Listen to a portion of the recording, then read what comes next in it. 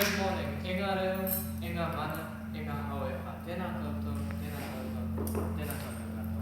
Welcome everybody and thank you. I'd just like to say only a few words about the exhibition to point to the fact that this is one of two shows, one of two spaces. One show in two spaces, in other words. So Mahabhuta is a group of 12 works, 6 of which you'll see here, and 6 of which you'll see in the Howick Buddhist temple.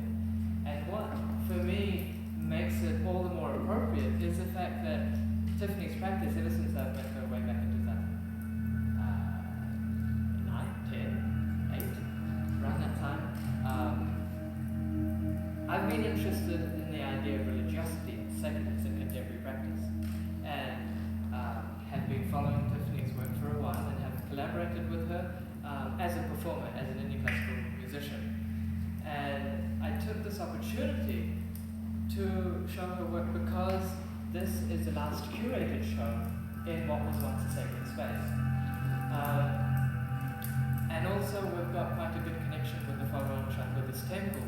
And I wanted to make a show that didn't feel arbitrarily sculptures in the space, but something that was inherently part of the space or belongs to the space in a way. You know, Tiffany being a practitioner of Buddhism, having studied it in India and Nepal. So these sorts of conversations I wanted to bring together. Do come along if you can tomorrow, 1 p.m. to Howick Buddhist temple, and you'll find the rest of the sculptures and installations there. But for now, I'll hand it over to Tiffany. Thank you for coming. Please enjoy the food, and please do come back. The other thing I should mention is that we've collaborated with a number of people to realize the sort of encompassing work that you'll see, a river of verses. One of whom we've really appreciated having on board is Roz from Somerville Intermediate, and you'll see that her students at the intermediate school have created their own these pieces that you'll see. You know, it's often said that, well, Tiffany told me once that the fifth element in many cultures is considered metal, and we've had the students on board at Somerville to create artworks which sit alongside the exhibition. Not only Somerville, but we've also had we've worked with the Kauri project. We've had Fire Tiny's blessings. We've had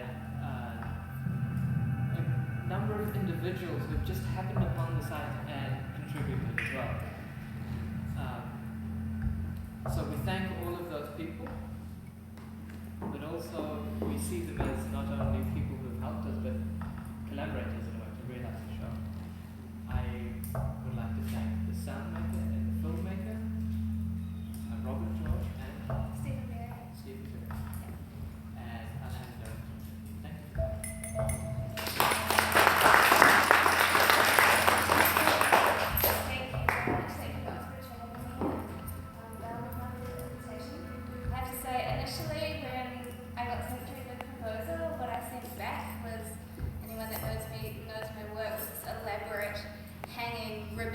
Number with thousands of bells and bowls on the floor, and they were like, we have to deinstall this every Friday and reinstall it every Monday, so I'm not quite sure how this is going to go down in this space. So it's actually been a very organic collaboration that's evolved between us, so it's really nice to work in a space and work with you and have that trust and openness, and be able to bring in people like Roz and the students and allow it to evolve in a way that actually suits the site and the community.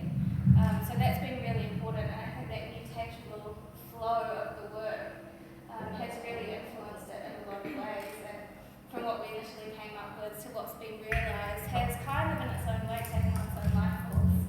And that's very much what the work's about, is looking at different life forces and trying to get a monologue, trying to get a dialogue rather than a monologue for myself.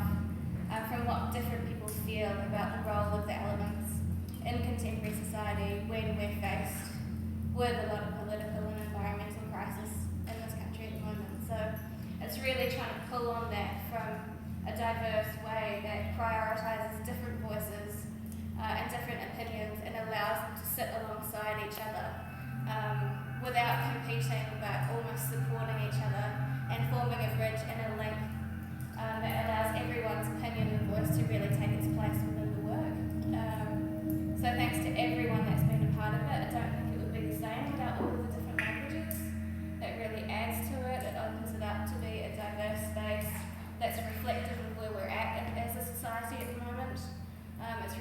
important to prioritise that and respect that. The elements is all about respect for me, so how to bring those two things in to a space that is inherently sacred and honour that, and also bring our own conversation and dialogue and concept within that also. So huge thanks to the filmmaker Rob George, who can't be here today. He's filming down in Wellington. We've worked together